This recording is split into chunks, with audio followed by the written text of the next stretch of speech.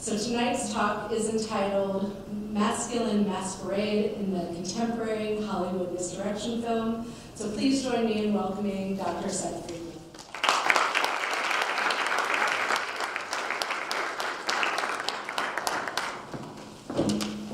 Thank you, and that's a wonderful introduction, and I am thrilled to be here with such a embracing and wide audience to hear me speak. I will start with a disclaimer. Unfortunately, the only way to talk about these films is to ruin their primary pleasure, and that is the big surprise that has you, encourages you to look at them entirely differently after that surprise has been revealed. So unfortunately, I'm going to have to spoil some things for you if you haven't seen them yet. Osama bin Laden's targeted killing in 2011 raised serious concerns about the U.S. government's initial suppression of evidence of his death, including delayed photographic confirmation. Some found it peculiar then that the first publicly available artifacts were videos showcasing the al-Qaeda leader studying and managing his media image. Similarly, many found it odd that government officials subsequently announced that they confiscated heterosexual pornography from his expensive Abbottabad compound. This clip, which I'm about to show, exemplifies news media coverage of the event and how those accounts supported dominant American ideologies. Well, Wolf, a senior U.S. official is now confirming to us that this was a large stash. He said flat out there was a lot of it, and he said it was sexually explicit. He wouldn't get into the details, but he said it was varying things in the realm of pornography, although it's believed to contain at least some videos. He wouldn't get into exactly where it was found or whether they could even confirm that it belonged to bin Laden or one of the other men that also lived at that compound. But we spoke with a former Navy SEAL who says despite al-Qaeda's promotion of a very strict form of Islam, he's not surprised by the discovery. I'm not too terribly surprised. I mean, what we need to remember here is that we're all human. We're all a part of the human race. And as such, you know, even hardcore Muslims and Muslim extremists are human as well. There is a saying in the Muslim circles and Muslim communities that when you are away from Mecca, Allah is blind. So, as some surmised, these efforts aim to demystify bin Laden's legend as the pious, cave-dwelling head of al-Qaeda by positioning his public persona as a performance that hid an authentic identity aligned with traditional Western masculinity, characterized by a drive for wealth, fame, power, and women. News media accounts of the event were also highlighted by comparisons to a Hollywood film. This link was verified when SEAL Team 6 raid became the climax of Zero Dark 30. That film's central focus, its dogged and fictitious heroine Maya's triumphant hunt for bin Laden, illustrates how Hollywood routinely distorts history by focusing on fabricated tales of exceptional individuals with clear-cut and stable traits attaining lofty objectives. This tendency is unsurprising because whereas international art, documentary, or experimental film often do not represent protagonist-driven quest narratives, Hollywood films have mass appeal, largely because formal decisions generally become invisible by being almost always subservient to this familiar storytelling formula. In addition to the profits linked to this classical style, Hollywood benefits from it by mitigating political divisiveness. Its obsession with remarkable heroes, overcoming seemingly insurmountable obstacles, predictably and unambiguously, privileges individualism, as well as transforms history and culture into reductive black and white battles between good protagonists and evil antagonists. These conventions have cultural ramifications. Its protagonists, for instance, are disproportionately white, heterosexual men. Zero Dark 30 thus notably features a woman in a typically male role. How far it deviates from dominant ideology is debatable, though, partly because professional alienation denies Maya the obligatory heterosexual romance subplot. These examples show how mass media does not portray ideology uniformly, because it both expresses and produces historically situated and contested notions of culture. Yet to maximize profits, producers usually support dominant notions of cultural categories like gender. Such manufactured accounts only have a lot in common with Hollywood's filmmaking formula. They also resemble conspiracy theorizing, which, as Paul Silverstein posits, is a form of vernacular knowledge that outlines an alternative truth regime by prioritizing agency and causality in making sense of everyday incoherence.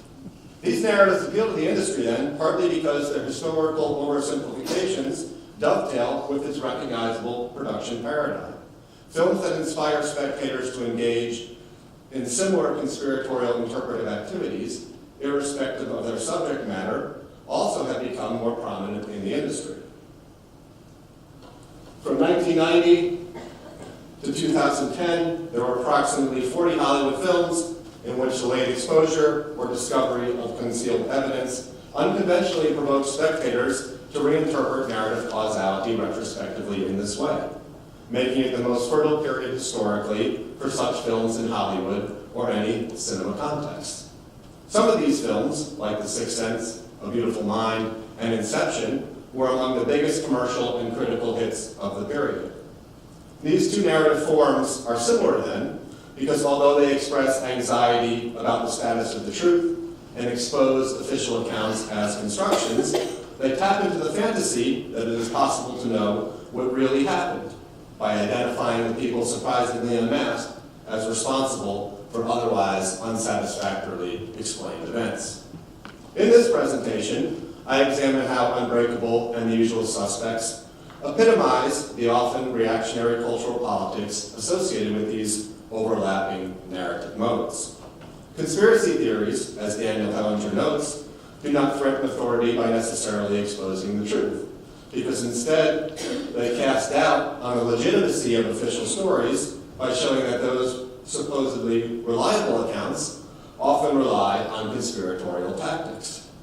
Although conspiracy theorizing challenges conventionally accepted notions of history, it does so by contradictorily privileging individual agency and relying on the same causal logic as the official narratives to which it is opposed. Of course, such paranoia about authority is hardly new. Hellinger and others argue it is endemic to American political culture, as citizens need to be wary of centralized government to avoid becoming unwitting subjects of authoritarian regimes. However, new media developments like the web and recent economic and political policies that have bolstered the power of elites have made such conspiracy theorizing more prominent, which is partly why Frederick Jameson refers to it as the poor person's cognitive mapping in late capitalism. Similarly, although films containing these narratives are not only recent and are likewise well suited to defy Hollywood's conventions, these two films, particularly in their depictions of gender, illustrate how they usually support the status quo by eventually attributing narrative causality to specific agents with atypically unstable traits unexpectedly revealed to possess qualities aligned with traditional masculinity. This helps explain their appeal to Hollywood's target audience. My research on these films' online reception, which I detail in my book, shows they are successfully packaged for young men who mastered the complexities to make order out of chaos. This kind of evidence indicates that the particular interpretive activities that these films encourage are what render them a distinct unit, despite not being an industrially recognized genre. The late Roger Ebert's review of Fight Club typifies how criticism connects these otherwise unrelated films, as he complains about it and other recent twist-ending films suffering from Kaiser Soze syndrome, which is a reference to The Usual Suspects. Consequently, following Rick Altman's notion that genres are primarily constructed by historical utterances, I argue that it is a genre largely because the films inspire audiences, critics, and producers to conceive of it as a discrete group, regardless of industrial packaging. There are many reasons why misdirection is the most appropriate label for these films. For starters, it evokes Conjuring, which, as Matthew Solomon documents, was linked to editing's spatio-temporal magic in early cinema by stage illusionists turned filmmaker pioneers like George Méliès. The legacy of such ties is cited directly by misdirection films such as The Prestige, in which, after the opening voiceover alludes to intellectual competition by asking the audience, "Are you watching closely?" stage magic engineer John Cutter remarks that are pretty assistants the most effective form of misdirection. It is significant then that my term references direction because it expresses how filmmakers rely on classical Hollywood's protagonist-driven narrative and associated formal principles as a pretty assistant that prompts spectators to understand the causal relationship of events initially in one manner before the revelatory trick encourages them to comprehend it in another. Preliminary narrative interpretations are uncharacteristically invalidated by a late epiphany that provokes a reconsideration of nearly everything that has come before, especially in relation to the protagonist's unexpected lack of agency in comparison to other characters. Of course, this narrative mode has long existed in film and predates cinema. Some of the most renowned films ever, including The Cabinet of Dr. Caligari, The Wizard of Oz, Citizen Kane, and Psycho, are misdirection films. Despite this historical persistence, there are key reasons for the increase in misdirection films of late. Most notably, the advent of digital media has made films designed to be rewatched in non-theatrical settings and dissected online attractive to an industry dominated by media conglomerates governed by synergistic economics. As the subsequent explosion of narratively complex serialized programming suggests, misdirection films exemplify a kind of narrative experimentation that is a prototype for digital age storytelling across media. Even though box office returns still dominate the entertainment news, home video has long impacted Hollywood production because it has generated far more profits than the US theatrical tape since the mid-1980s. The box office, of course, is still relevant, since US theatrical performance typically drives ancillary markets. This trend has intensified recently as the advent of the DVD player and subsequent new exhibition platforms since the late 1990s amplified post-theatrical revenues. The initial marketing of DVD in 1997 as a sell-through extension of the VCR rental market, which had already allowed Hollywood to repurpose its products for the home, capitalized on the pleasures that it offered for film before other media like television did. The economic motives for misdirection films during the DVD boom, which began to decline in 2007 and had fizzled out almost entirely by 2010, are clear. Fight Club, for instance, garnered a disappointing $37 million at the box office on a $63 million budget, yet it grossed another $55 million in just 10 months after its DVD release. Shifting industrial and technological contexts have significantly contributed to the misdirection of film's recent popularity. However, concurrent shifts in American culture also played a key part in their increased production. Even though these films express a growing cultural desire to accept challenges to traditional ways of thinking, such as relativity, ambiguity, and subjectivity, they articulate a stronger reluctance to abandon more familiar notions, including belief in existence of a singular truth, as well as the fact that identity is static and solely biological.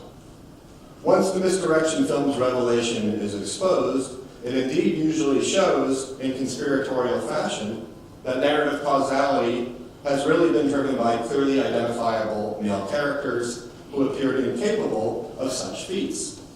The presence of this alternative explanation provides consolation to viewers accustomed to Hollywood's standard narrative and formal practices that typically support the dominant social order. The misdirection label, then, also bespeaks nostalgia for a bygone era in Hollywood and culturally that many still want to exist, in which the status quo reigns supreme. Gender performance can thus play an important role in how the misdirection film works its deceptive magic and suggests why it appeals to Hollywood's target audience. Many of these films show how spectators draw hasty conclusions about a character's authority based on their perceptions of his or her ostensible identity. As Psycho and The Crying Game have famously shown, these films are adept at making the audience aware that markers of identity, such as sex and gender, are easily misinterpreted in relation to agency. Although most of these films do not prompt this drastic reevaluation, Many similarly encourage audiences to conceive of gender as fluid. This is especially true for masculinity, because in addition to Unbreakable and The Usual Suspects, Arlington Road, Fight Club, Inception, Jacob's Ladder, Memento, Primal Fear, The Sixth Sense, Shutter Island, 12 Monkeys, and Vanilla Sky stunningly reveal that apparently virile protagonists are pawns in a fantasy or at the mercy of seemingly weaker male characters. Despite containing epiphanies that reveal masculinity as performative, these films do not ultimately show us, as Judith Butler does, that this means gender is a social construct. Similarly, they do not demonstrate, as Jack Halberstam has, that conventional masculinity can be performed regardless of biological sex.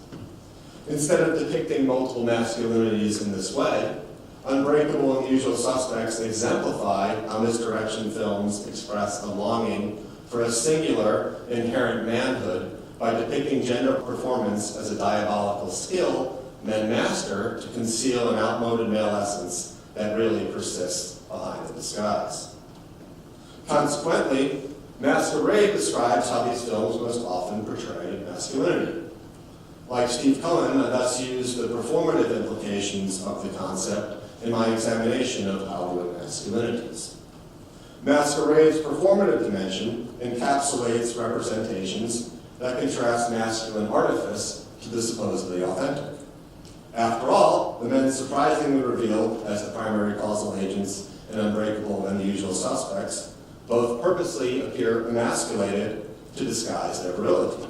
Yet, as Jackie Stacy argues in her analysis of the contemporaneous Gattaca, Masquerade can be troublesome in relation to manhood, since the impossibility of masculinity exposes the more general facade of the authentic. Such logic applies to films like Gattaca or even Fight Club, in which a character uses a perfect man disguise, because ideal masculinity can appear unattainable if the copy and the original are revealed as fabrications. Misdirection films, though, more often unveil a male essence behind an imperfect masculine cover. Masquerade, as Chris Hama notes, thus accounts for how films that reveal that an authentic male identity exists reinforce power relations by suggesting that there is something underneath which is real and normal. This narrative fantasy's appeal is linked to its cultural context. As Martin Fradley claims, white masculine crisis has become a dominant fiction of the U.S. cultural imaginary. Of course, white American patriarchy is always in crisis because it faces perpetual challenges to its supremacy. Rather than abandon the crisis model, though, it is valuable, according to Michael Kimmel, to analyze the exact male insecurities that materialize when the dominant is perceived to be under threat, because there is a search for an eternal when old definitions expire and new conceptions are yet to be established. The particular anxieties that many American men experienced during the period are well documented by influential critics like Kimmel and Susan Faludi. They both contend that although structures designed to support white patriarchal dominance in the U.S. have been diminished, there is still pressure for these men to display prowess traditionally. It is now supposedly more difficult for these men to express their authority in the same manner as before because of post-World War II developments, including the gains of minorities, misguided wars, the weakening of labor movements, the erosion of the social safety net, absent fathers, the commodification of masculinity, and so on. Yet, a cursory review of the gender dynamics in economic, political, and social spheres challenges such notions.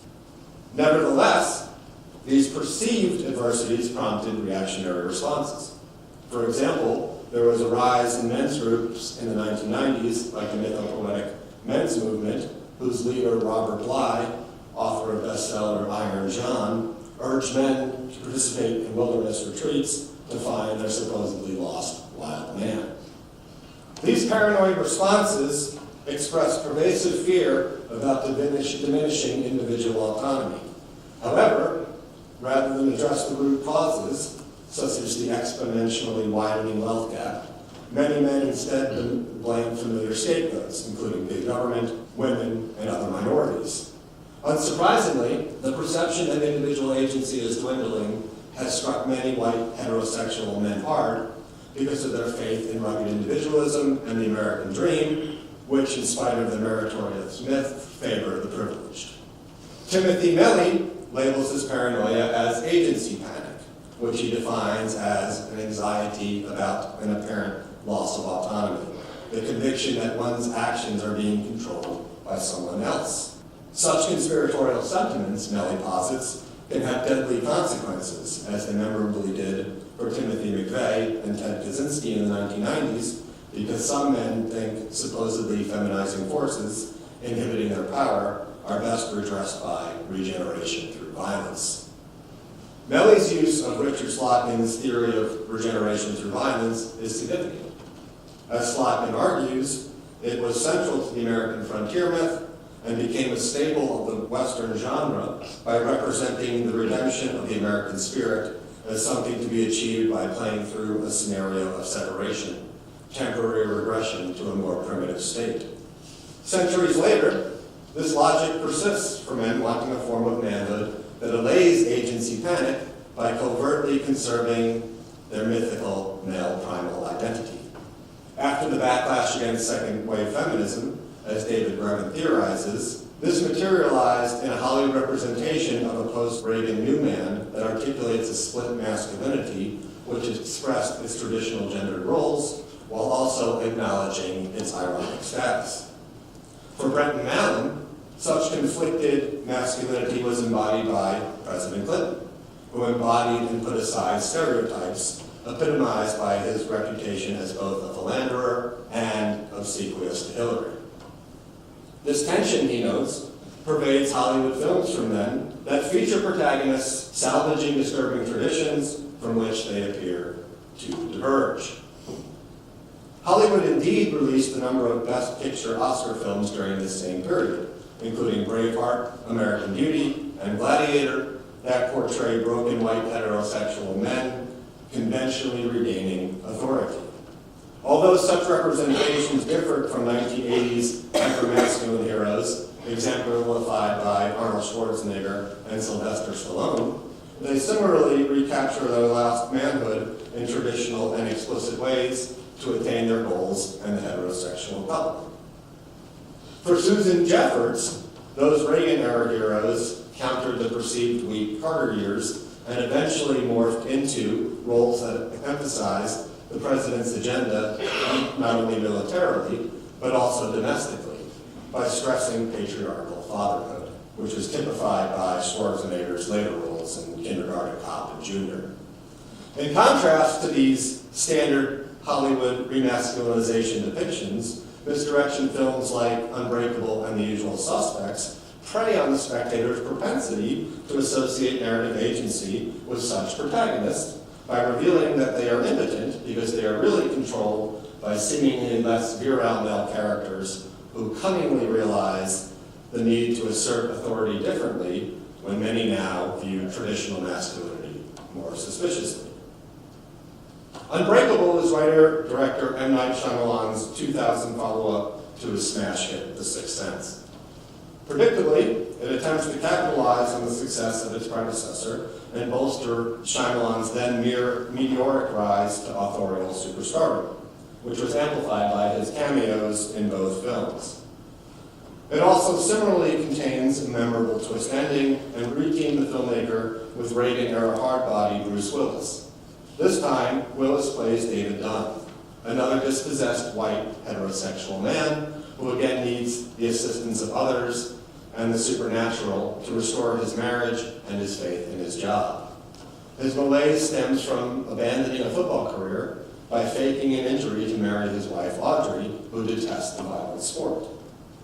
With the encouragement of his son and the guidance of Elijah Price, a mysterious African-American comic book dealer who suffers from a severe brittle bone disease, David discovers how to reclaim his masculine prowess without jeopardizing his marriage. As his alliterative name suggests, Dunn turns out to be a superhero who covertly learns to use powers to protect others, which is ideal because he must conceal his brutal male essence from Audrey and wants his security guard job to have greater purpose.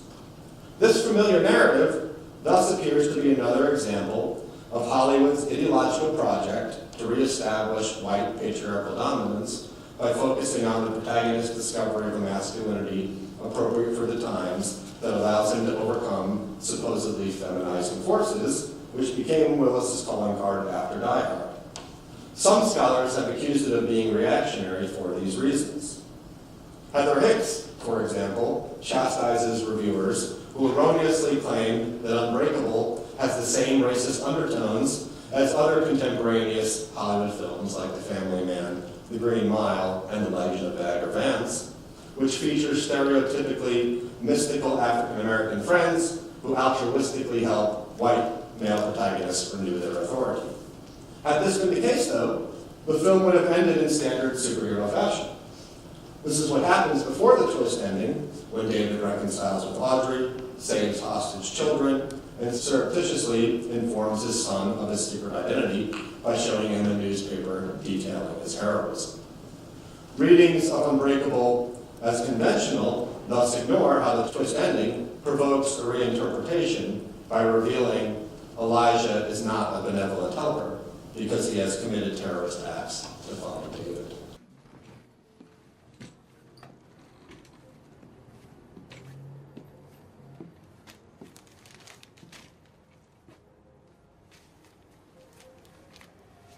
It has begun. Tell me something, David.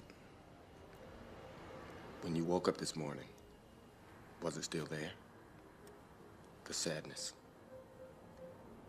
No.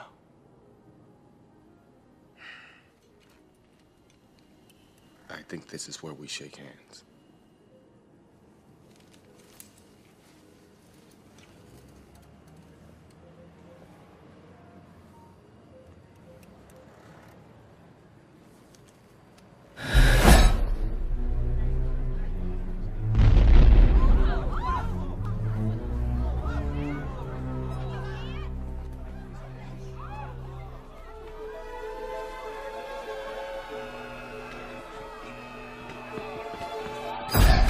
I worked in that building 25 years. I know all its secrets. The secrets. Like, if there ever was a fire on floors 1, 2, or 3, everyone in that hotel would be burned alive.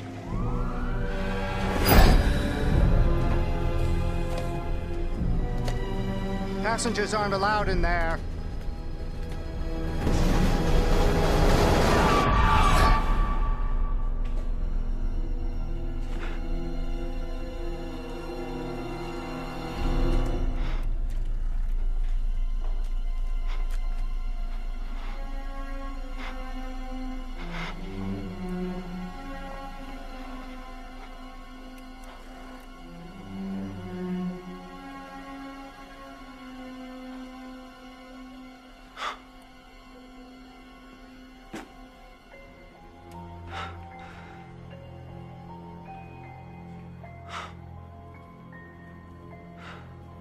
You know what the scariest thing is? To not know your place in this world. To not know why you're here. It's just an awful feeling. Have you done?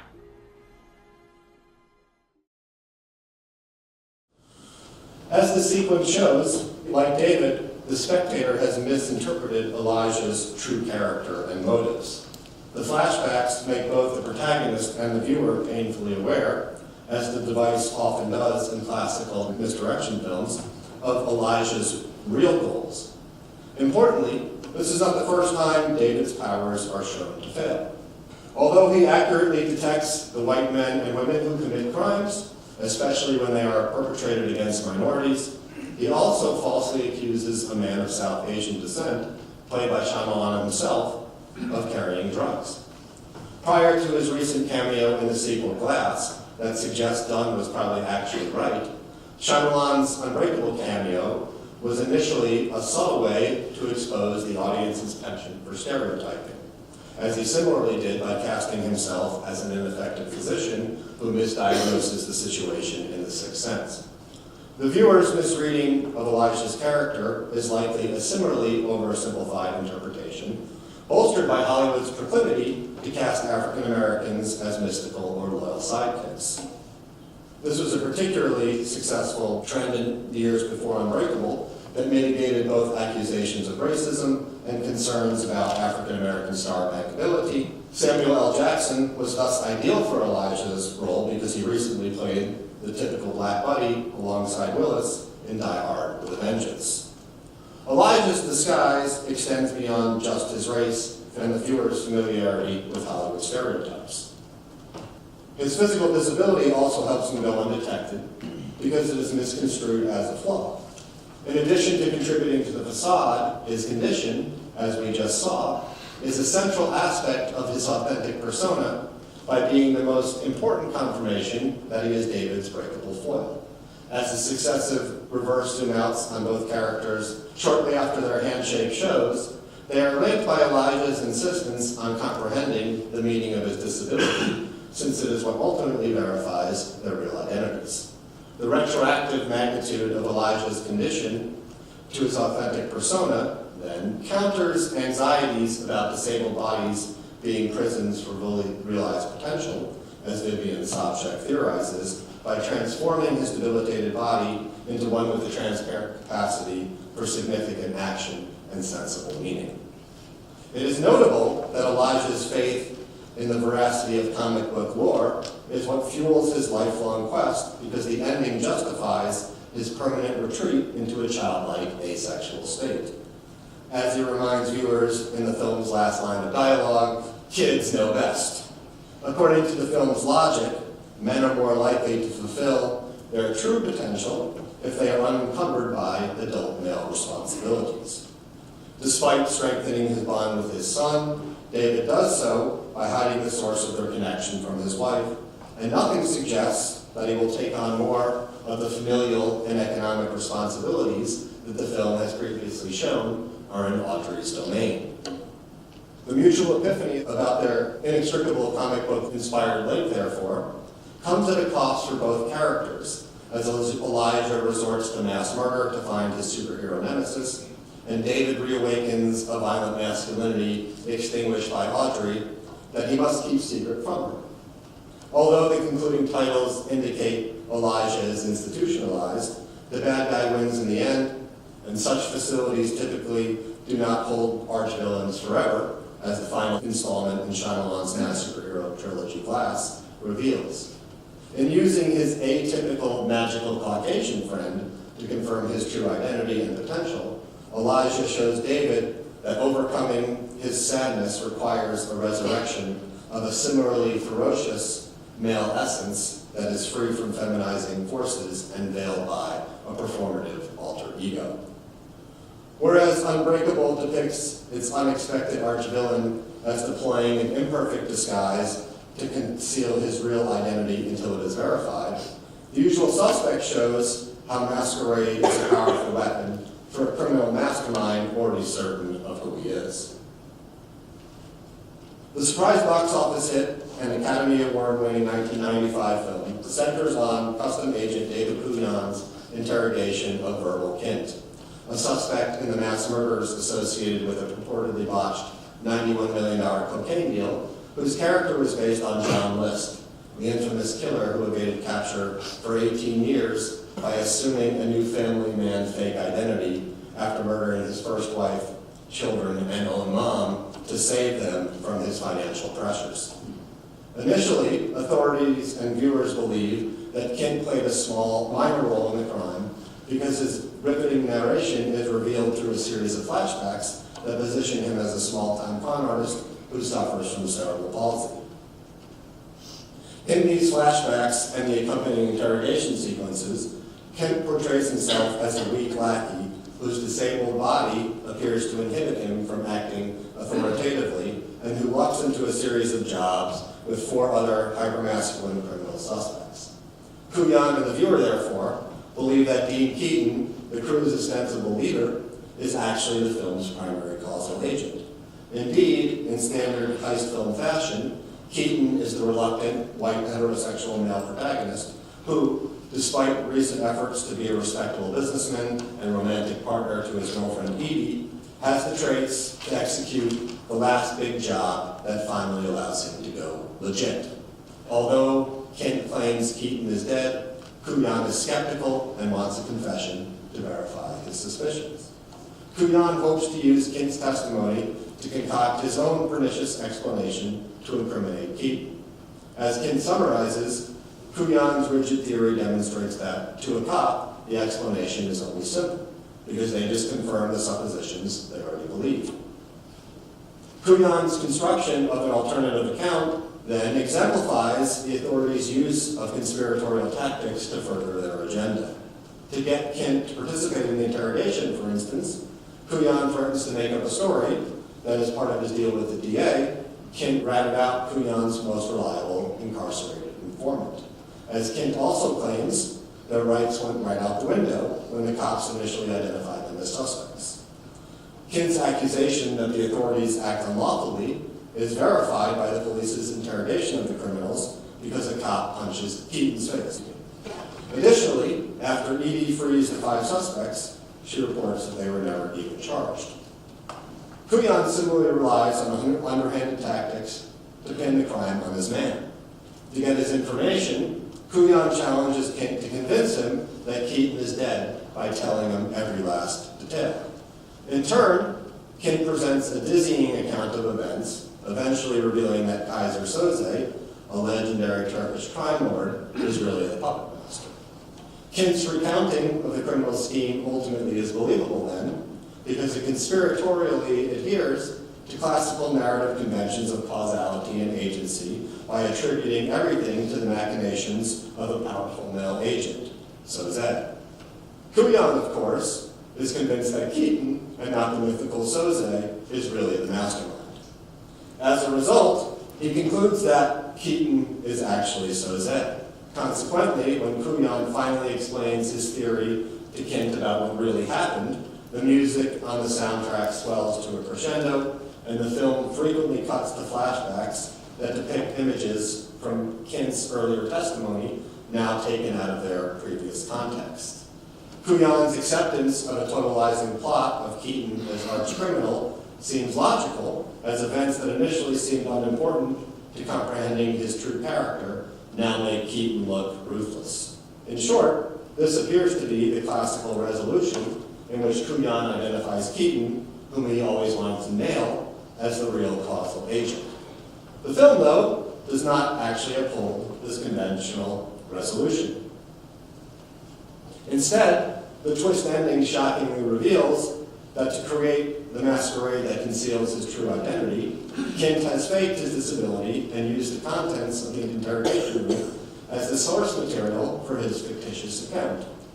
Although it is thus difficult to determine which, if any, aspects of Kent's unreliable testimony are verifiable, his tale of a Soze's initial rise to power in Turkey is interestingly differentiated from the rest.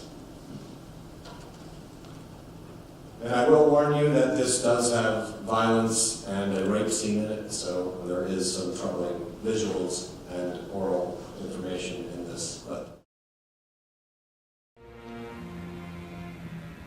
who is Kaiser Soze? He's supposed to be Turkish. Some say his father was German. Nobody ever believed he was real. Nobody ever knew him or saw anybody that ever worked directly for him. But to hear Kobayashi tell it, anybody could have worked for Soze. You never knew. That was his power. The greatest trick the devil ever pulled was convincing the world he didn't exist. One story the guys told me, the story I believe, was from his days in Turkey. There was a gang of Hungarians that wanted their own mob. They realized that to be in power, you didn't need guns or money or even numbers. You just needed the will to do what the other guy wouldn't. After a while, they come into power and then they come after Soze. He was small time then, just running dope, they say. They come to his home in the afternoon looking for his business. They find his wife and kids in the house and decide to wait for Soze.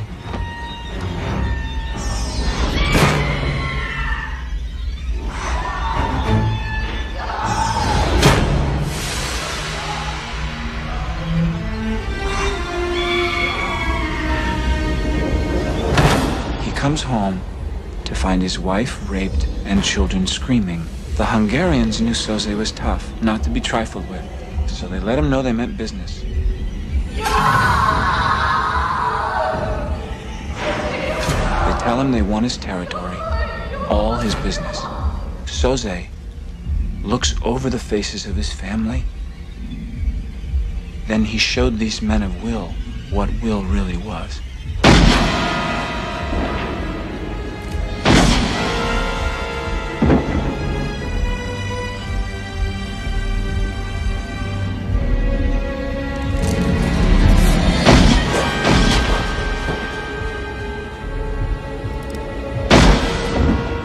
Him he would rather see his family dead than live another day after this.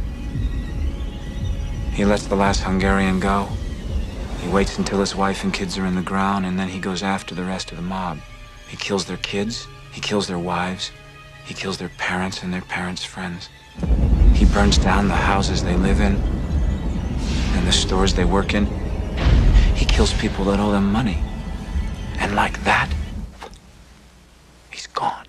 Underground. Nobody's ever seen him since. He becomes a myth, a spook story that criminals tell their kids at night.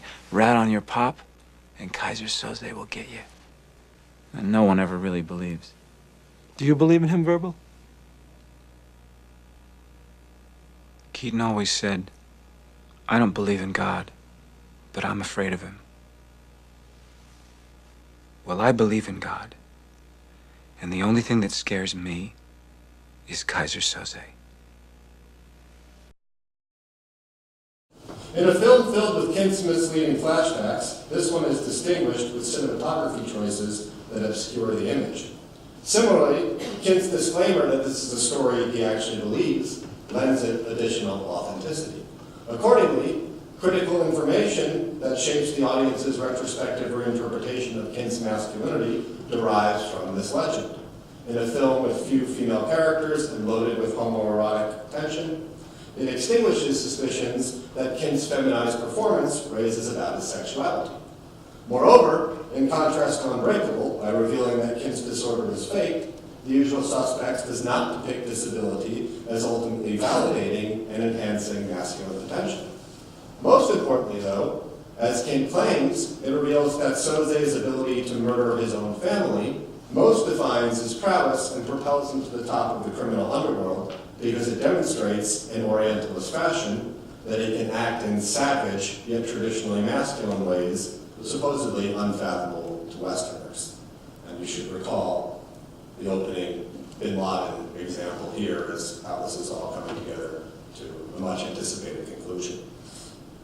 In an essay on the prevalence of familicide in colonial and early American history, when men did it to shield their families from the shame of failing in a radically new economic context, Elizabeth Barn writes it uses murder as an expression of love and hatred that allows a man to regain his self-reliance by eliminating his family without abdicating his position as a devoted family man. These films similarly illustrate that men flee their emasculating predicaments by relying on extreme measures to preserve a violent male core. This is necessary, the films imply, because explicit displays of traditional masculinity are now received more skeptically. They are thus troubling fantasies of male masquerade in which men secretly maintain patriarchal supremacy by flaunting their purported fragilities. These films counter white heterosexual male paranoia by showing how select men strategically reestablish their authority in the family and beyond. In conspiratorial and classical Hollywood fashion, these two films present narratives that privilege causality and agency to make order out of chaos. They thus transform everyday uncertainty into familiar narratives that support dominant ideologies, particularly the belief that a male essence endures under a performative facade. Such a thematic preoccupation suggests why they are attractive to a target audience increasingly obsessed with discovering who they really are and with reasserting their agency in the family and broader U.S. culture. So, that's all for my prepared remarks. So thank you, and I'm